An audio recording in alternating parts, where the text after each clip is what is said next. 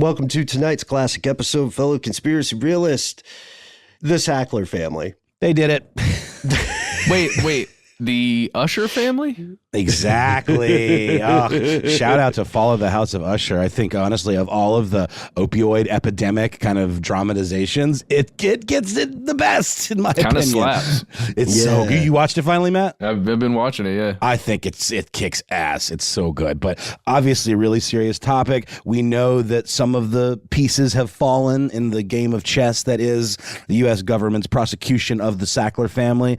Of course, the top members of that family have largely gone, with slaps on wrists. And that's just unfortunately how these kinds of things go. But is it just them? That's right. No, of course. Yeah, there's a lot of nuance to this conversation and a lot of players and moving pieces in what actually created the opioid epidemic. Was it manufactured? Was it a conspiracy from the highest levels? And now in 2023, we can once again look back at this and remember the old adage, if the punishment for a crime is a fine, then the ultimate crime is just being poor. From UFOs to psychic powers and government conspiracies, history is riddled with unexplained events. You can turn back now or learn the stuff they don't want you to know.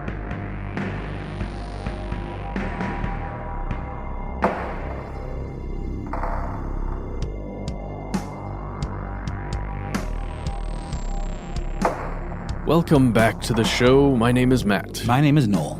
They call me Ben. We are joined with our super producer, Paul Deckant. Most importantly, you are here, you are you, and that makes this stuff they don't want you to know. Today's episode deals with some issues that people may find personally very disturbing, but we are here to shed a little bit of daylight into a murky world and a catastrophic occurrence that the U.S. and other countries are experiencing as we record the episode today. The subject, conspiracy realist, is drugs, drug use, drug abuse. And manufacturing. And manufacturing. Oh, that's the most important part, yes. Whether we are talking legal drugs, illegal, recreational, or purely medicinal, it's no secret. They're a huge business, a multi-billion-dollar business. And each day across this planet of ours, millions of people depend on some form of drug to either, prolong their lives, to combat an ongoing incurable disease or condition, or to escape their problems, whatever those may be. In many cases, consumption of recreational drugs leads to injury or death. And depending on where you're from, there's a question for everyone. You may have grown up in a school system with an anti-drug program. I think the three of us mentioned it before on the show, DARE, here in the United States. Yeah. Yeah, they ought to call it SCARE, because I have this really distinct memory of being in elementary school and somebody giving this speech about when they were addicted to crack cocaine and talking about and I looked in the mirror one day and what I saw was a skeleton looking back at me. And in my third grade mind or whatever grade mind, I thought he meant really he saw a spooky skeleton looking back at him in the mirror. And I was like, drugs are terrifying. Yeah, the old drug abuse resistance education program. Mm-hmm. It was rampant in my school. Dare to say no. Yes, dare to keep a kid off drugs. Dare to give a kid some hope. These are lyrics from the song they make you sing. Now it's just been relegated to a trendy hipster thrift store shirt. Yeah. You can get your hands on one of those. You're living large. Yeah. I think it's great to have them. I still have some of my old Dare shirts. And I would say I'm not against this idea of having drug abuse resistant programs within schools.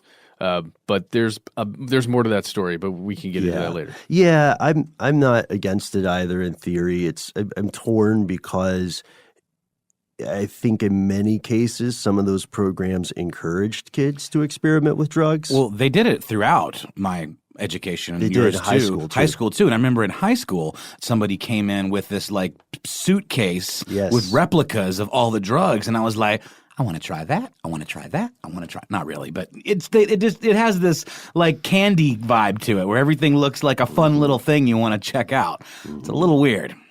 Yeah. And their success remains a matter of debate today. These sorts of programs.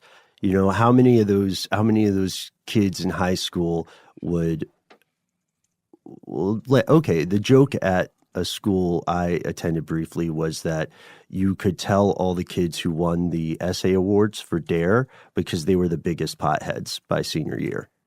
Wow. Every single one. And maybe that's just that school, right? But today we're talking about a certain type of drug, one that you may have seen in that suitcase that Noel had just mentioned when you were a child, one that previously launched numerous wars, one that has shaped a lot of human civilization and experienced a sinister renaissance in the modern age. Today, we're talking about opium, specifically the opioid crisis. So here are the facts. First, what is opium? What is opium? What is an opioid? How do they measure up, right? Opium is this old substance that's been around for forever. It's a bitter, brownish, addictive narcotic drug. It consists of the dried latex that surrounds immature seed capsules in this happy little flower plant called an opium poppy. It's interesting to me because a lot of like marijuana legalization advocates, one of their arguments is, well, it grows from the ground, so it's got to be okay. Well, you know, so do poppies and so do the cocoa plants. So it kind of kills that argument dead. Yeah, that's a good point. And also, of course, hashtag not all poppies. The point you made, Matt, is that there's a specific type of poppy, the opium poppy, that is used to create this substance. And it's been cultivated over millennia. Yeah. It dates way back. And people loved it when they first discovered it because it produces a lower state of anxiety, an increased sense of well-being. You get drowsy, you get a little apathetic, it's tough to concentrate, and there are physical effects that you will hear people relay as ways to tell physically if someone is under the influence of opium or an opioid. Like a lot of law enforcement spends time teaching their officials to diagnose on the fly, which is relatively unscientific. I think it causes constriction of the pupils, for example. They get very tiny. Yeah. And there's also a euphoria associated with it when taken at certain levels, with doses. Yeah, that's why people chase the dragon, right? So they've been chasing this dragon, or people who use opium have been chasing it for more than 5,000 years. The first references to growth and use date back to 3,400 BCE when Mesopotamians cultivated the opium poppy. Mesopotamia is more or less where we would picture Southwest Asia today, and Sumerians referred to it as Hul-gil, the joy plant, which makes sense. Yep. Right? Yeah. They passed it on to the Assyrians. The Assyrians passed it on to the Egyptians. Greco-Romans, of course, were in the game. They saw it as both a painkiller and a something to do with bowels. I can't remember if it was supposed to stop you up or let you go. I think it stops you up. I think that's another side effect of opiate addiction is chronic constipation. So they understood its medicinal use in that regard, but of course, why would you want to do that if you had like diarrhea or you had some kind of sickness that caused diarrhea, you to poop a lot? You die from diarrhea back in those days. Okay, dehydration. Good point. Yeah, point taken. But regardless, though, the primary appeal of this substance has always been the way it makes you feel. Right, poop or non-poop aside. And the demand for this increased internationally. In early international trade, opium played an increasingly significant role. It's easy to grow, so people in the right climate would say, why do I have to buy this stuff from this shady, the shady Roman or the shady Assyrian or whatever, when I can just take a poppy and then grow my own and maybe, take care of my supply and then sell it. So other countries began to grow this industry and they expanded its availability.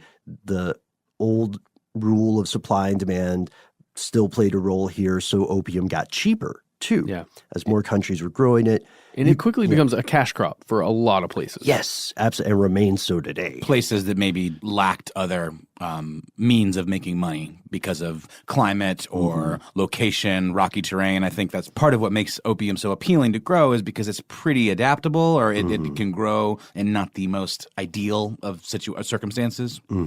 And also, it's easy to transport. That's a big thing. So people began cultivating it all along the various trade routes through Eurasia, which are collectively known today as the Silk Road. So from the Mediterranean through Asia, finally to China, opium was growing. At this point, let's fast forward. That's a very high-level look. There's some excellent history podcasts about this growth of opium in ancient history. Write to us if you want to hear them. We'll send them along. I can safely say that these are great because we didn't do them, so it's not us bragging.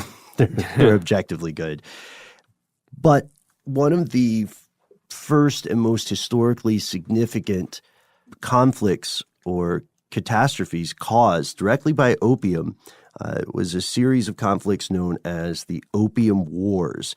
The first one occurred in 1839 through 1942 between China and Britain, and the Second Opium War occurred shortly after that in 1856 to 1860. This was sometimes called the Arrow War, and in that second one, Britain and France teamed up against China. In each case, the Western powers were victorious, and in each case, the Western powers were the bad guys, categorically. They're the ones that were pushing the opium trade back onto China because China was trying to get away or stop the opium crisis that was occurring within their country. Now, is this when they would have had like these opium dens or opium clubs or whatever where people were just recreationally using it and it had become a problem socially in the country? Yeah. There and in India, adjacent to China.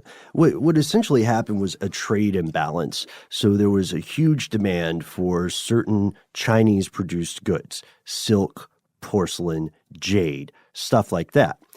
And the West wanted this stuff. Its consumers wanted it. By consumers at this point, for those kinds of goods, I generally mean the really wealthy people, the aristocrats and such. But the problem was there was no reciprocity. China didn't want anything that France and Britain were making. Yeah. But Britain particularly did control these opium-producing regions, and they knew that they could engage a more successful trade if they had something that the population of China wanted. Even more importantly, if they could create the demand for something, if they could make people want it. And can we just go back and just say they were controlling those regions through colonial means? Yes. Through capturing regions that were resource rich, or in this case, poppy rich. Right, like the East India Company, and one of the first globally successful corporations, and definitely one of the most brutal. So the addiction rate amongst the Chinese population soared. They said, look, we're banning all opium. Don't bring it in. Britain started smuggling it through the areas they controlled in India. And then they decided to fight dirty. Ultimately, when they were victorious, what they got were trade concessions and some subjugation. But they did not succeed in colonizing China. It was too big and not as vulnerable in a lot of ways that other nations were. They also had no interest in the spread of Western religion. There you go. And I mean, that's a huge deal. You got to indoctrinate as you move forward and colonize. And we have made 2 videos on this subject. They're available on YouTube and our website. One of them is called Have Countries Really Fought Wars Over Opium? And the second one is Do the Opium Wars Continue Today? And they're highly informative videos, and they pull on a lot of stuff that our colleagues have done on the opium wars in the past. Right, like stuff you missed in history class, stuff you should know. All hits, all classics. Hey, Matt, just a question here. Do those videos still hold up? Would you say they're still relevant in 2018? Yeah, definitely. Well, and these are historical accounts of the opium wars. So the first one is, at least. And the second one really has to do with kind of what we're talking about today. Ah, I see. Yeah. And speaking of today, what is the legal status of opium, right? This thing that launched so many wars, like an evil Helen of Troy. Today, opium is considered illegal in most countries, including, oddly enough, the countries where tons and tons, literal tons of it are produced each year, such as Afghanistan. Yeah. It's still illegal there. And again, you're talking about a substance that can fund anything else in the country because there is so much money to be made and not a lot of other resources to be produced. Yeah. That is a crucial point here, I think. So in the U.S., most opiates and synthetic opioids are considered Schedule II narcotics by the DEA, Drug Enforcement Administration. And because of this, they have to be prescribed by a physician. They're highly regulated. Currently, of all the opiates, opiate or opioid being something derived from actual opium, of all of those things, heroin is the only one that is Schedule I, which means the U.S. government, Uncle Sam, considers that it has a high potential for abuse with relatively little real medicinal value. Like, to the U.S., this is just a drug that does damage. Just when it's heroin. And it's so fascinating. Which is interesting. Just take a half a step, and then you've got all the other drugs we're going to be talking about today. And of the estimated global opium production, almost half of it is legally produced for processing into these medicines that you just mentioned, Matt. Any country can do this. Any country in the world can apply to the UN. They've got a thing called the Commission on Narcotic Drugs to cultivate, produce, and trade opium legally because of this convention signed in 1961, the UN Single Convention on Narcotics Drugs. And they'll have some supervision from another UN body. But as of 2001, there were 18 countries that do this legally, including countries you might expect, like Turkey or India, who had historically produced opium. I'm not doing a stereotype, just based on historical precedent. Yes. But then other countries like Australia and the United Kingdom also fall under this. So they're also producing opium. I just want to be clear about that.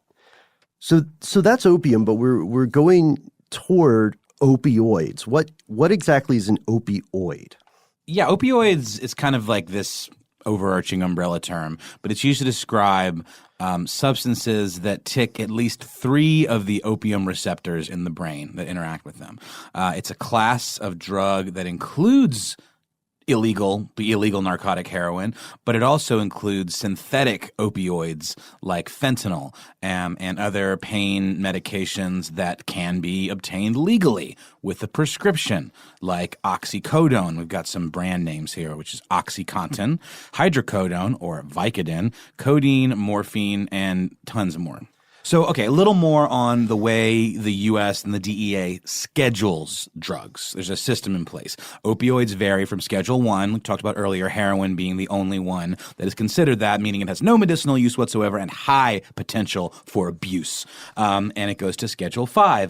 And it's all depending on this perceived medical usefulness, abuse potential, safety, drug dependence profile, which sounds like a very high-level way of saying addictability. Right. Mm-hmm. Yeah. Which is different from abuse potential. Abuse potential is how likely would someone go overboard to chase a particular effect of the for drug. Funsies. And dependency is how likely would somebody have to be normal with it. And dependency and the argument or discussion surrounding that is a huge part of today's story, which we'll get more into in a bit.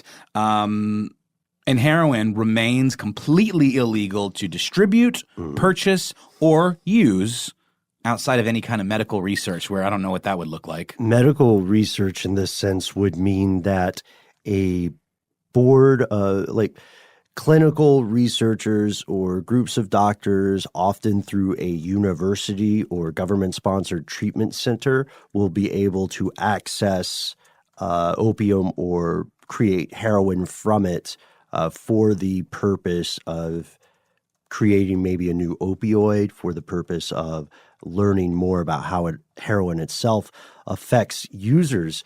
And it's kind of similar to testing some of the hallucinogens right now to see how they affect people with either post-traumatic stress disorder or something similar like to that. MDMA, right? Yes.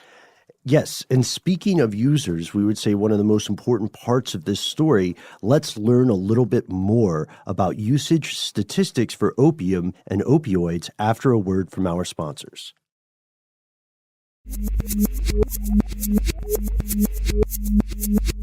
Okay, everyone, this is the point where we dive into some numbers, which are fascinating and damning, I would say. Yeah, and important. And please do your best not to gloss over and soak these in. There are a lot of numbers in this section we're coming on to, but they are highly important. So we dug up some relatively recent numbers, just going back a few years.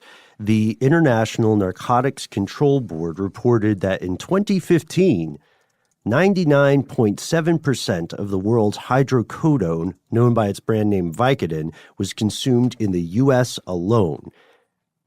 0.3% of the world's Vicodin is consumed outside of the U.S. That's insane. Do you think that has anything to do with our ability within this country to promote drugs through advertising? Yeah. That's true. Yeah, we've mentioned it before. We should mention it again. Will you break that down for anyone who didn't hear this in earlier episodes and isn't from the States? In a lot of places outside of our grand little experiment here, you're not allowed, it is illegal to market prescription drugs to people, to try and sell it as a product to purchase or to use. Wait, so you're not allowed to have a happy housewife dancing blissfully across the playground to her child waiting on the swing set? Yes, no matter how many precautions you put at the end of your ad, you cannot show it in many places. With neon green grass and perfectly azure blue skies? And very, very vague Claims? descriptions. What at even all. is this? It's only allowed in New Zealand and the U.S. That is bonkers. And I was even going to bring up, like, what's that conversation like where you decide we're going to call it Vicodin?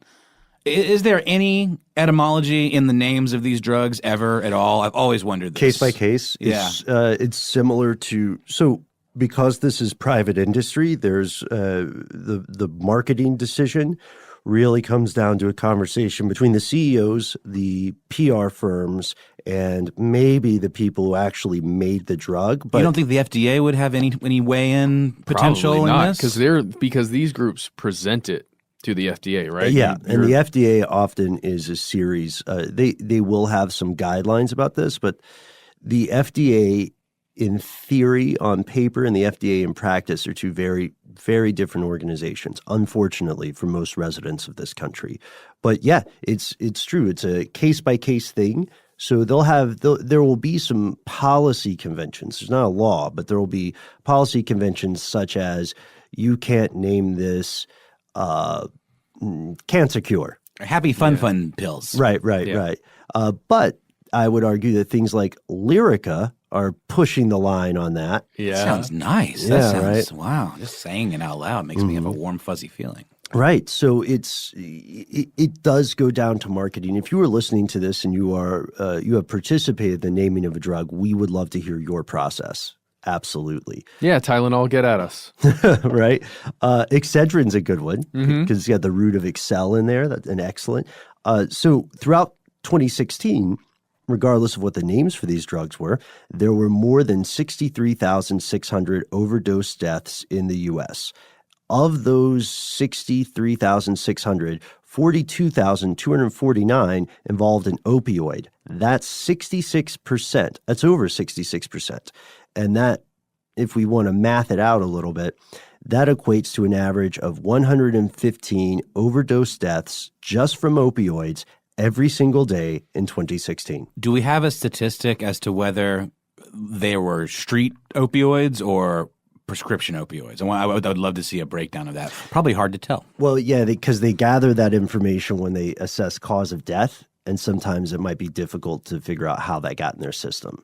So I bet you if we drill down enough, we can find something there, or we can find a good guess. But at that statistic is just some sort of opioid. But still, they're dead. But given the prescription rate and the numbers, it sure feels like a big chunk of those are probably legally obtained and prescribed, or sold by someone who legally obtained and prescribed them to someone who maybe shouldn't have had them. From what are they called? Pill mills? Pill mills. considering those numbers we said at the top of the show about how many people in this country rely on prescription medication. Mm-hmm. Yeah, and we do have stats on the number of opioid prescriptions.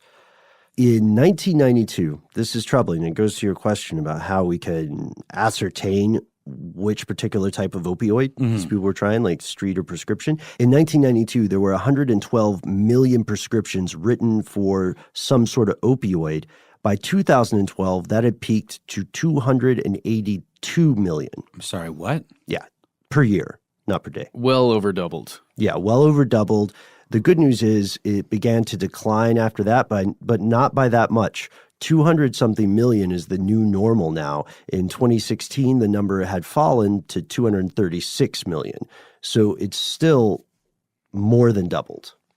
My gosh. Yeah, and surely it's not a product of some kind of massive population boom. Right. I mean, we definitely obviously know that our population is growing, but certainly not by that kind of number. And Noel, you're asking about a number that you can point to how many prescription deaths there have been. So from 1999 up until 2015, there are roughly an estimated 183,000 deaths from prescription overdoses, opiate overdoses. Which means that's what?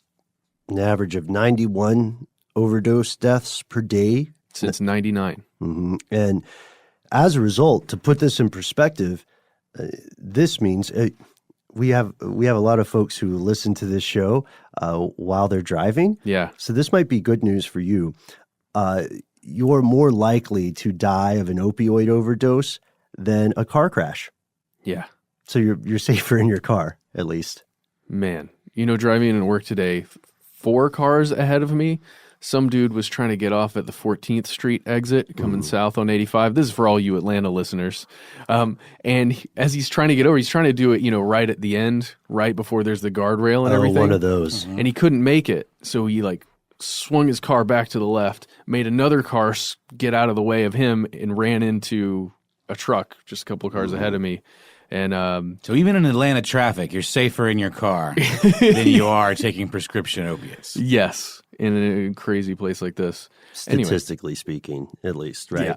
But yeah, that's a sobering point. And as of 2018, more than 2 million American residents have become either dependent on or have abused prescription pain pills and street drugs. So luckily, at least, that's the total for the illegal trade as well as the quote-unquote legal one. And we have to ask ourselves, at what point does this become an epidemic? Most would argue that having this many people addicted to some derivative of opium or a similar narcotic means we're already in a crisis. Yeah. But if that doesn't tip the scale, if 2 million is not enough, then what does move the needle? More deaths? A higher rate of addiction? Is it a crisis when it's 5 million people? Is it not a crisis until it's 10 million? Yeah, who decides that? Well, I think recently the current president did declare that there was a crisis, right? Well, there have been cries to call it a crisis for a long time, and the news, the media, has been calling it a crisis for years and years. And but didn't he stop just short of there being really any real action behind it? Like, I think declaring a state of emergency or something allows some kind of federal money to kick in to help mitigate a problem. And I think his declaration stopped just short of anything real happening. It was more of a symbolic gesture than anything. Well, yeah, it's a question of, do we use tax money to actually combat it, or do we say, yes, it's a crisis and let's get more private institutions working on it? And right now, that fight is going state by state. And it leads us to another question. How did this all happen? What caused this? It's sort of like that trope in film and television where you get to a freeze frame and you hear a voiceover say, "You're probably wondering how I got here." That's our question. What brought us here? Here's where it gets crazy.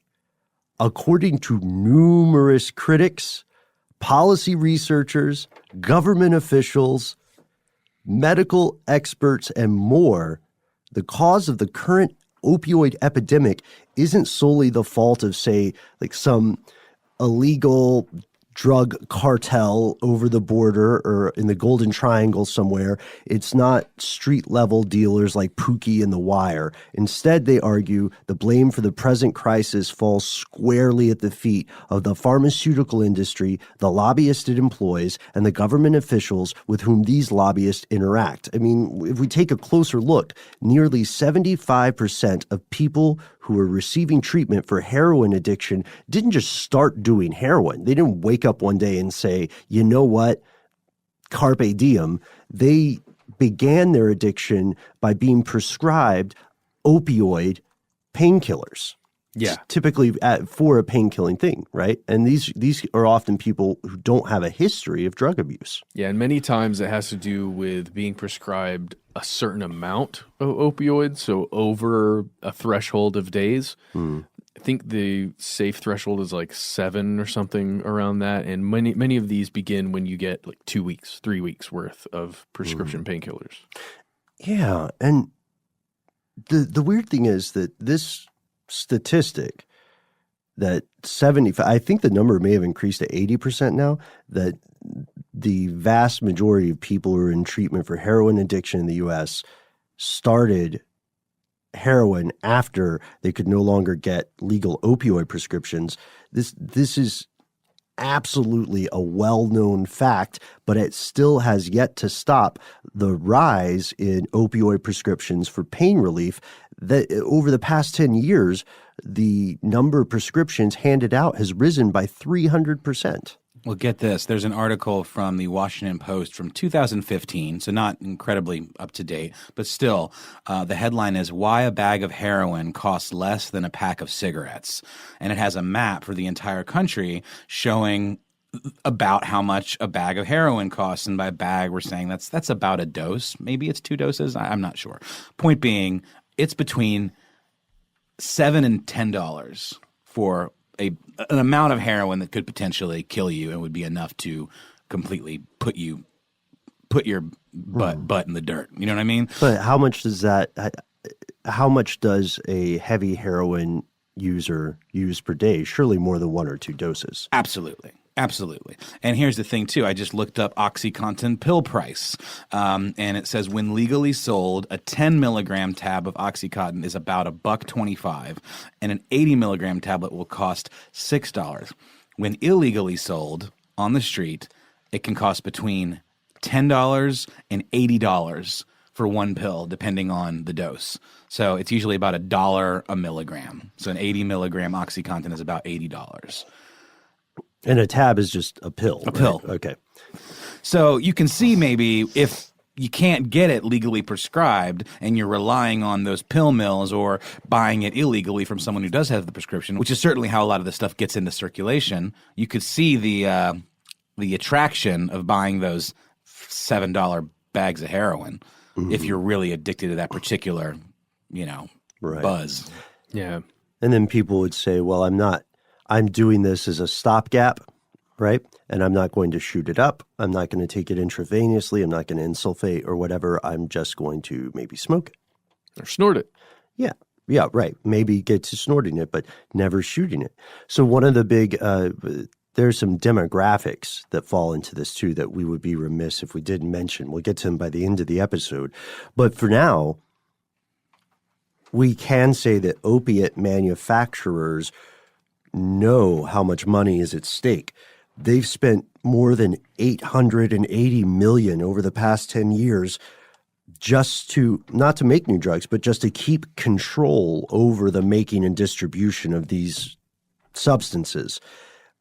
Yeah, we almost said products, but it just makes you want to vomit a little bit. Right. It's true. And this money, where did this massive amount of cash come from? Where do we get this number? It comes from their lobbying and campaign contributions. And this has been used in large settlements with anyone looking to challenge what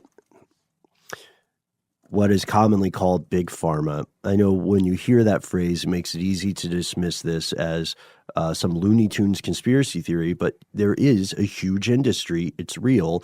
Call it big pharma, call it whatever you want. It's not going to stop them. Yeah, a small group of very profitable companies. Yeah, and very powerful. And they have, a lot of money for lobbyists to wield legislative influence and make sure that that pill money keeps on a-flowing. Yeah, in the 1990s, pharmaceutical companies reassured the medical community, doctors, researchers, hospitals, medical institutions, that patients would not become addicted to prescription opioid pain relievers. They said this is different from heroin. This is or morphine, right? Or opium. This is FDA approved. We have specifically made this to mitigate or ameliorate some of those concerns about the possibility of addiction, and then healthcare providers began to prescribe them these drugs at greater rates. And when they say they persuaded them and reassured them, that's where money comes into play. That's a little bit of a euphemistic thing. Well, or mouse pads. Right. Yeah. Right. Well, I think we just have to say right here at the top that there are a lot of people everywhere on this planet that are in constant pain, that just kind of live in some kind of pain. Yes, sure. That exists and subsists. And the invention of these products, what is and was kind of this amazing miracle thing for people who are just constantly in pain. You mean I can take a pill and I don't hurt always? Right. It's not a cure, but it lessens the curse of chronic incurable pain. It almost, the idea of it at least gives the lives back to people who are taking it, right? Yeah, that's powerful. So you can kind of see here where a lot of it is mental, from the manufacturers to the end user of I'm doing something good, or this is helping me, this is giving me my life back. Yeah. Just wanted to throw that in there. That's a brilliant point. In the 1990s, everyone wanted to believe these statements. Yes. By the pharmaceutical companies. And perhaps, you know what, man? Perhaps they believed it too. Yeah. Let's just admit, maybe they did. Either way, whether they were purposely being deceptive or whether they honestly just somehow didn't do even the most cursory research on this stuff, whatever happened, it led to the misuse of these medications, and eventually became clear that they were highly addictive. And anyone who said otherwise was either lying or cartoonishly wrong. And first, it is valid for defenders of these companies to say you cannot blame drug companies for legally selling something the FDA approved. But the problem with that is pharmaceutical companies didn't just sell these opioids. They also brutally suppressed legislation that would have limited addiction among patients, including, for instance, a bill in Tennessee that was designed to reduce the number of newborns who were born addicted to opiates. For some reason, the drug companies heavily lobbied to kill that bill, and successfully. In New Mexico, there was another proposed bill that was supposed to limit the initial prescription of opioids for acute pain, to your point, Matt, to 7 days, to a week. And that would make addiction less likely and produce fewer leftover pills, which That's are such a good idea. a big problem. But that legislation got killed as well. And let's be even more fair here. They didn't just kill certain bills or proposals. We don't want to make it sound like that. They were instrumental, in fact, this might surprise some people, in supporting several key pieces of legislation related to opioids. They were huge fans of a bill in Maine that required insurers to cover the company's abuse deterrent painkillers. Do you like that phrase? Abuse deterrent, right? Wait, what are these abuse deterrent painkillers? Is this a special version? Well, the idea is that you're less likely to get addicted. Again, that's how they were sold. Things like time release, kind of like stuff like that. Because I know that, like early on, you would always read that with OxyContin, for example, you could crush them up and snort them, like we were talking about. And we found out that the companies knew that was being done, that there was that kind of abuse. But then later, there were versions of them that you could not do that with. They had some special coating that you could not break, or it would fundamentally change the nature of the drug, and it prevented you from doing it. Is it the kind of stuff you're talking about? Yeah, those would be a couple of examples. And I don't know if there's anything that's industry wide with that, because again, these are all private companies, but it would be stuff like time release, for instance, or something. That coding you mentioned is fascinating. I would want to read more about that, but I'm glad you're bringing up specific examples, because we'll get to some specific examples of instances wherein these pharmaceutical companies became, let's say, controversial. Sure. After a word from our sponsors.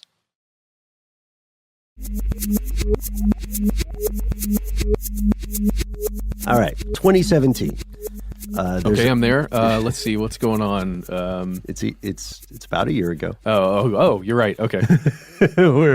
Much the same. What's going on? Yeah. First, what season of Game of Thrones are we on at that point? Right. Is it? It was still wrapping up the last one, right? I think so. Yeah. And the four of us are all still devastatingly handsome, reasonably witty. Ben, you devil. Well, I'm a sly one, right? And there's also a senator named Claire McCaskill, a Democrat out of Missouri, who releases a report about an Arizona-based drug maker named INSYS. INSYS. Yes. They make a opioid called Subsys. SUBSYS. It contains fentanyl. And in this senator's report, again, this is 2017, there are a ton of internal documents from the company, from INSYS itself, describing how it works to get over these barriers called prior authorizations.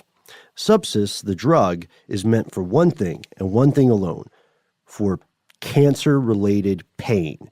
If you want to get it for anything else, you have to get prior authorization from your doctor. So it turns out, internally, INSYS had a whole department within the company just for doing this, just for getting these prior authorizations. And it was not above board. No. The employees in this department would call pharmacy benefit managers who are in charge of these prior authorizations. You got to love the terms. Yeah. And they would pretend they were with a doctor's office to get the sign off for Subsys to be prescribed to a patient who did not have cancer. Wow. So my question is that not fraud? I think it is. I would argue that it was. Like, it seems like the definition of fraud to it's me. illegal for us to call a pharmacy and pretend to be a doctor's office. Yeah. All right. Is it? All right, I'm pretty sure INSYS. We see you, INSYS. And then there's another example, which is one that I think really stood out to all of us. This company is one of the most well-known cases of, if we're going to be alliterative, pharmaceutical perfidy. Word of the day. Perfidy. What does it mean? It's deceitful, untrustworthy, treacherous, duplicitous. Perfidy, your word of the day. Okay. So, thank you, Matt. So Purdue Pharma is a company that aggressively marketed OxyContin, and They made it. And that's the brand name for, is it hydrocodone or is that Vicodin? I think it's oxycodone, isn't it? Oxycodone. I think. Yes, you were correct. Thank you. OxyContin, marketed by Purdue, was claimed to be one of those things that was going to be less addictive, right, than heroin, and have all same great benefits, same great taste, far fewer calories, very American in the marketing, right? But they also claimed, the company claimed, that they were unaware of the growing abuse of OxyContin, which I think is also called, in some parts of Appalachia at least, is called hillbilly heroin. It is. Right. Really? And I spoiled a little bit of this earlier, but let's get into some details here. So it turns out that a copy of a confidential Justice Department report surfaced, and it shows that federal prosecutors investigating Purdue found that Purdue knew about, quote, significant abuse of this drug in particular in the first few years after they introduced it in 1996. And then they covered it up. They were aware that people would do insane things to satisfy OxyContin. They saw that pills were being sold illegally and then crushed and snorted or cut with other stuff, and that they would be stolen from pharmacies, sometimes in violent robberies. Yeah, like drugstore cowboy style, if you've ever seen that Gus Van Sant movie. And then they would, some doctors were being charged with just selling prescriptions. Just come into my pill mill where the address changes every few years. Give me $50, tell me what you want. It's despicable. And guess what they did? They went on ahead, they pushed forward, and they said, no, OxyContin, guys, this is less prone to addiction than other prescription opioids. It's the better choice for you and your family. And then it went, family. Yeah, exactly. And today, Purdue maintains that it had absolutely no knowledge of the abuse potential until 2000. Again, despite internal memos from the higher-ups, multiple memos and conversations that clearly contradict this. Can we go ahead and just talk about the Sackler family? Yeah, lay it on me. Just really fast. So the Sackler family, ultimately, they're the owners of Purdue. Yeah. There are about 20 individuals that share the wealth of this one family that owns Purdue. And it's fascinating. I think they have a net income or a net family worth of around $13 billion right now. At least that's according to Forbes. $13 billion with a P. Yeah, worth it, as you would say, Ben. I love that. Thanks. But yes, they bought this drug manufacturer a long time ago in 1952, the one that was just kind of around. This fledgling young upstart drug manufacturing Post World War II emporium. Yes, there we go. And they were making things again according to Forbes like earwax remover and laxative Tonics, no doubt. Yeah, well, it's 1952. They're making prescription drugs and stuff like that too. Yeah, I'm stuff assuming with cocaine in it, I'm sure. Mother's Little Helper, right? but apparently they didn't have really much going on as a way of bringing money into the company until they made this drug, OxyContin. Really? And in 1995, that's when they officially were making it or made it. And from that point on, that was the thing. I mean, it's literally the cash cow or the heroin that they came upon. More like Oxy Ka-ching. I mean, there we go. Yeah. Yes, worth it. Yeah, but they're the number 19 most wealthy family in the world right now. Insane, and they made that money. They made the bulk of it off of this particular product. Yeah. Oh, I'm sorry. Number 19 in America. Oh, okay. Not in the world. There we go.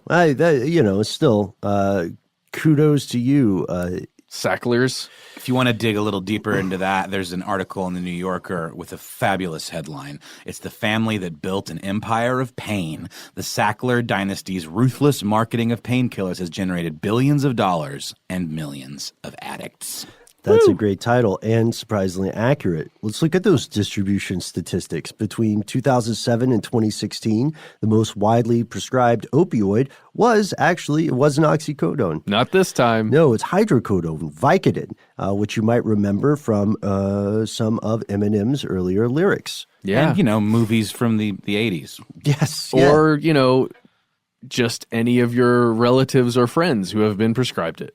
Yeah, in 2016, 6.2 billion hydrocodone pills were distributed across this nation. 6.2 billion. Oxycodone's not even or OxyContin, rather, is not even the second most prevalent. The second most prevalent is another version of oxycodone, Percocet.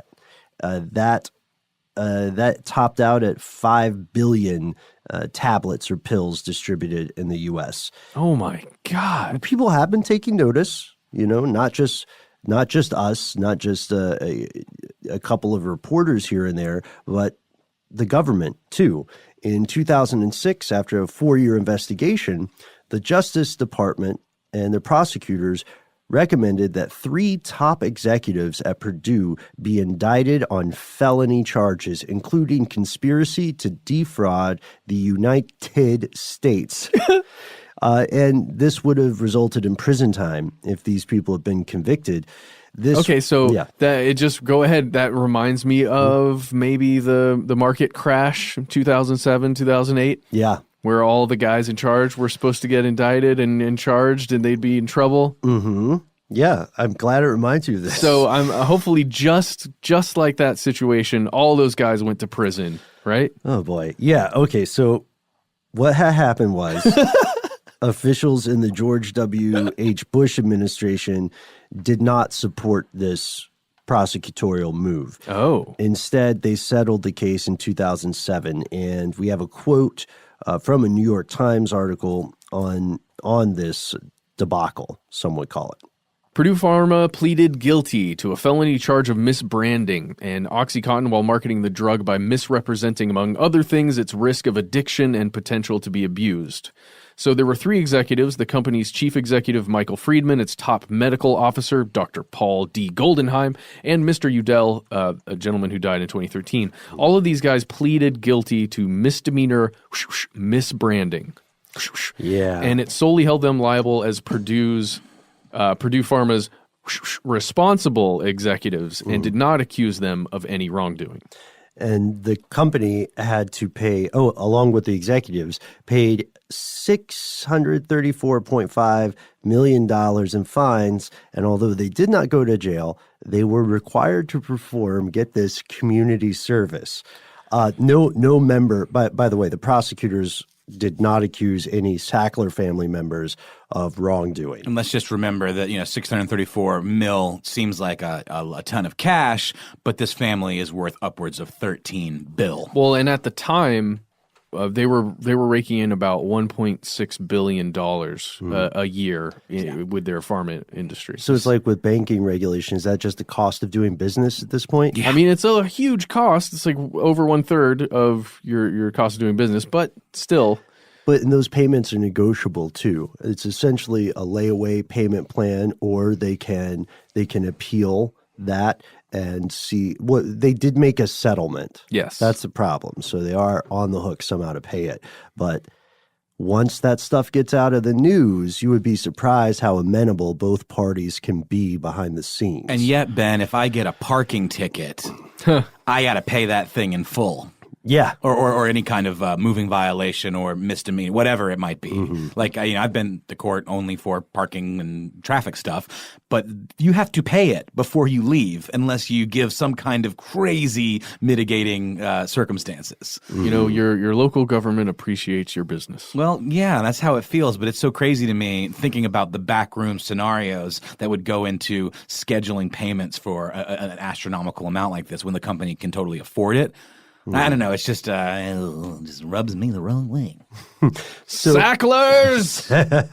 And there's a pretty interesting anecdote that I think you found, Noel, about protest with Purdue and the Sacklers. Yeah, I think we've talked about this on another episode previously, but I think this is a really nice way to tie this thing up. Earlier this year, an art gallery owner in Connecticut got arrested after he placed an enormous sculpture of a heroin spoon. You might have seen this in movies. It's where you take a spoon and you bend it backwards on top of itself so that you can take the powdered heroin, you place it in the spoon, and you light a match or a lighter or a candle, and it boils it up. Or burn, you put water in it and it becomes an injectable substance as opposed to a powder. And this notion of being addicted, it's kind of an icon of addiction to heroin very specifically. So this gallery owner placed an enormous sculpture of one of these heroin spoons right outside in the walkway of the home office of Purdue Pharma in Stamford, Connecticut. And, wow. Yeah, the owner of the gallery was named Fernando Luis Alvarez, and he collaborated with a Boston-based artist named Dominique Esposito to commission this piece. And he has a great quote here, Ben, if you wouldn't mind. Right. He told Time magazine, the Justice Department in the country has to start putting some of these people behind bars because they go on and make a lot of money and then they pay a fine and so be it. It's just not the way it should be. And he got charged by the police, I think. Yeah, for obstruction of free passage. Oh, yeah, because it did block the entrance it was a little walkway. bit. It wasn't even in traffic. It was a footpath. And also for interfering with the police after he refused to remove the sculpture. And it sounds like he's going to be charged, whatever goes along with those misdemeanor violations and also the cost of removing it. Because it looks like it was bolted down to the concrete. So he's probably going to have to pay some fees to patch up the sidewalk where he put it in.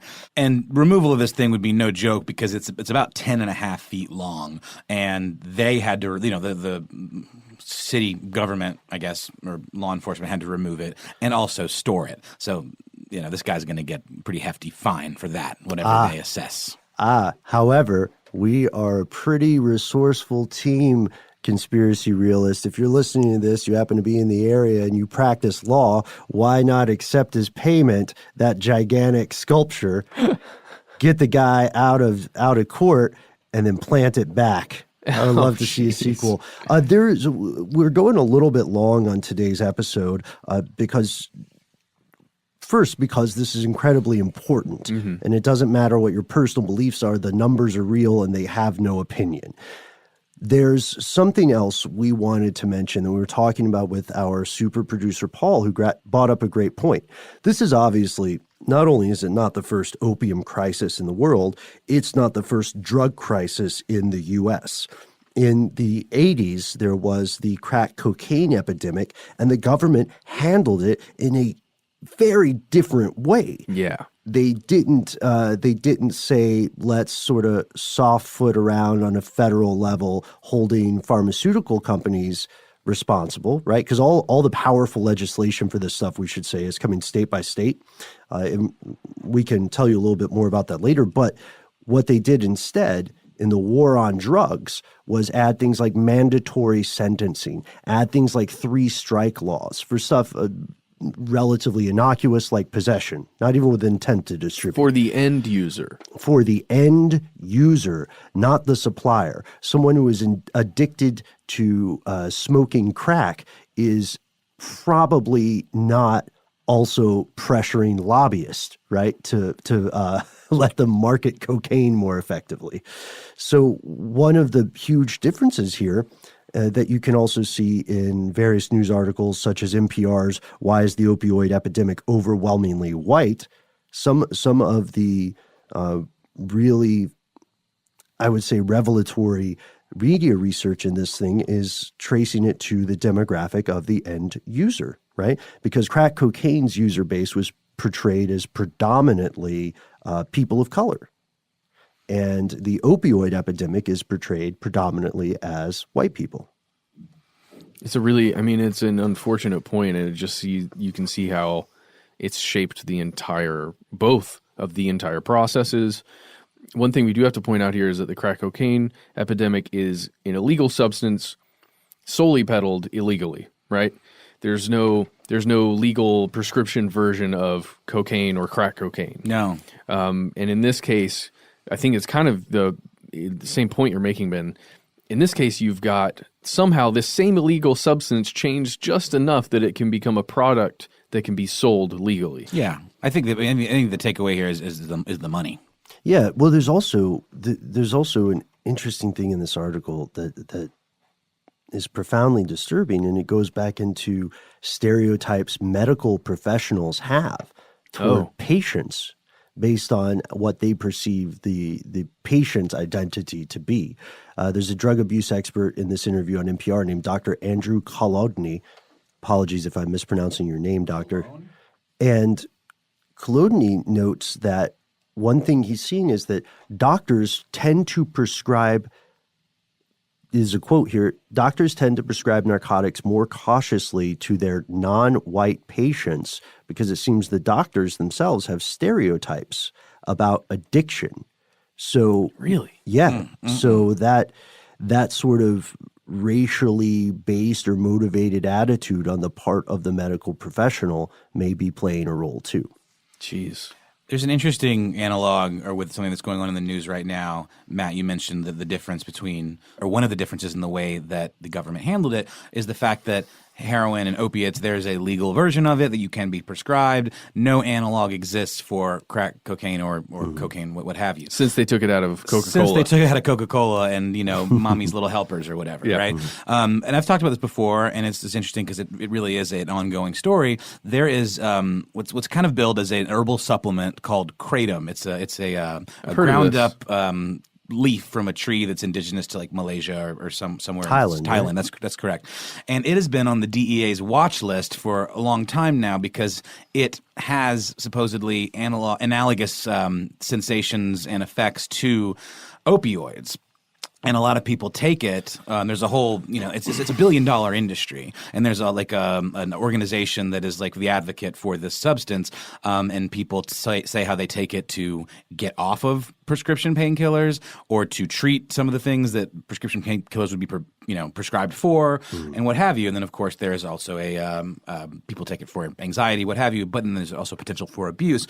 But the latest is that the DEA is finally really cracking down on it, and it looks like they may make it federally illegal sooner rather than later. You mean schedule it? Schedule it. Make it Schedule 1. Wow. And you know how many Schedule deaths have been attributed to this substance? Roughly 0? 30. 30. 30. Oh, 30, Okay. actually. And I don't know the details about that, Sure. but how many deaths did we say were attributed to prescription painkillers? Thousands.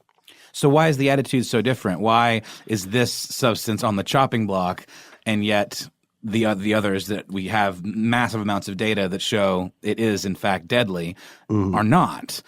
I think it comes down to Big Pharma is pissed that this legal substance that you can buy in head shops and online or what have you is potentially taking money out of their pocket. Yeah.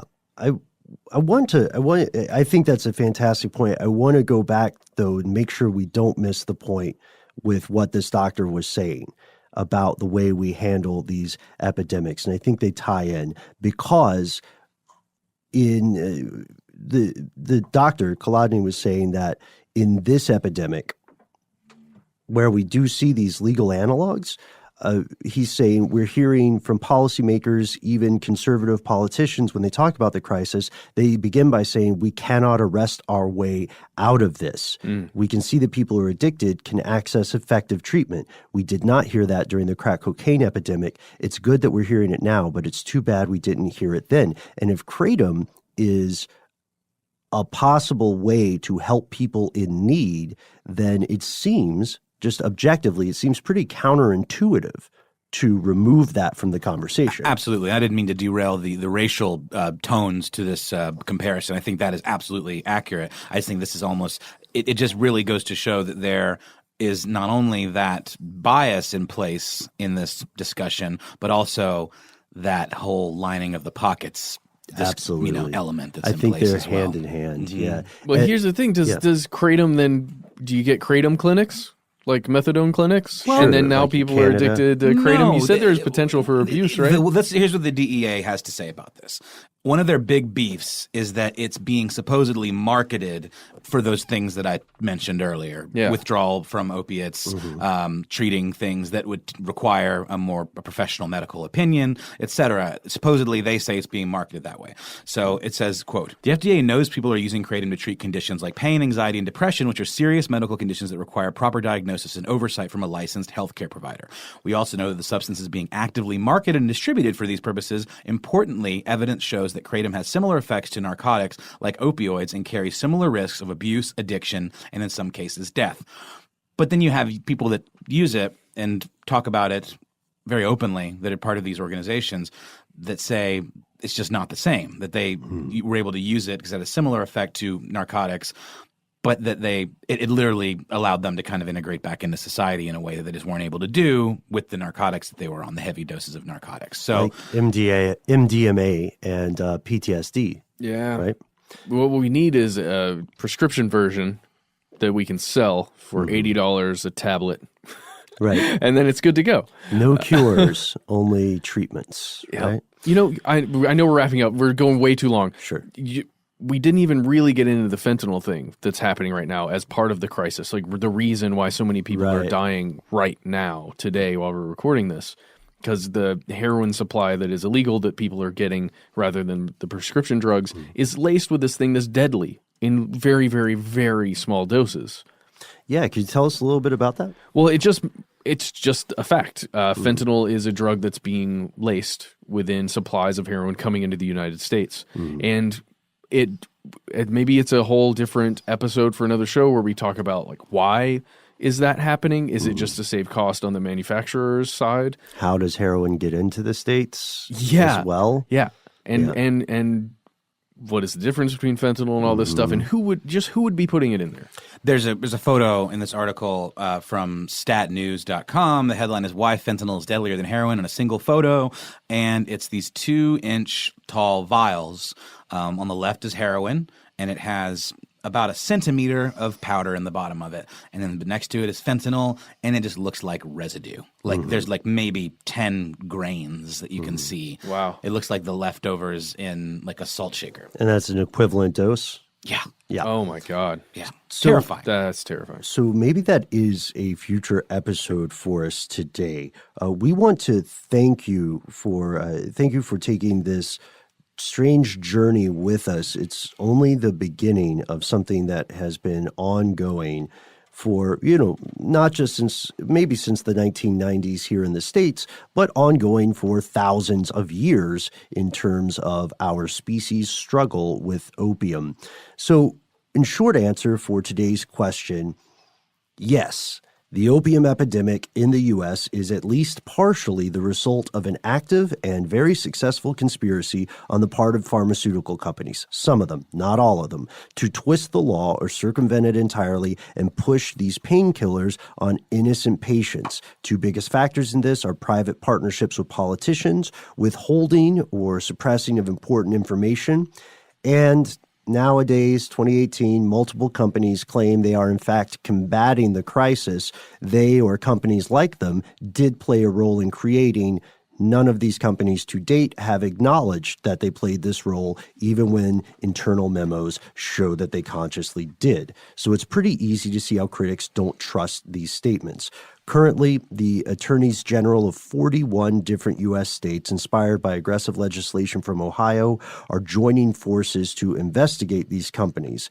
The ultimate goal of these lawsuits is to force the manufacturers to change their marketing tactics, offer better warnings as to how addictive these things can be. So far, all of these cases have been civil and not criminal. And, well, gosh, we have more, but as a final word, we want to hear from you. What are the consequences for these companies? What should they be? How can societies in grips of these epidemics hope to combat them? The answers have a wide range of approach and plausibility, but one thing is for sure. At the rate people are overdosing here, at least in our neck of the global woods, a projected 500,000 Americans could die from opioid misuse in the next 10 years. If you are one of the millions of Americans struggling with an addiction to opioid drugs, please reach out directly to one of the many free treatment centers in your area. There are numbers you can call. We guarantee you are worth it, and your time is worth it. The time of your loved ones is worth it as well. We'd also like to hear your story, and we promise we won't share it unless you give us the okay to do so. And that's the end of this classic episode. If you have any thoughts or questions about this episode, you can get into contact with us in a number of different ways. One of the best is to give us a call. Our number is 1-833-STDWYTK. If you don't want to do that, you can send us a good old-fashioned email. We are conspiracy@iHeartRadio.com. Stuff They Don't Want You to Know is a production of iHeartRadio. For more podcasts from iHeartRadio, visit the iHeartRadio app, Apple Podcasts, or wherever you listen to your favorite shows.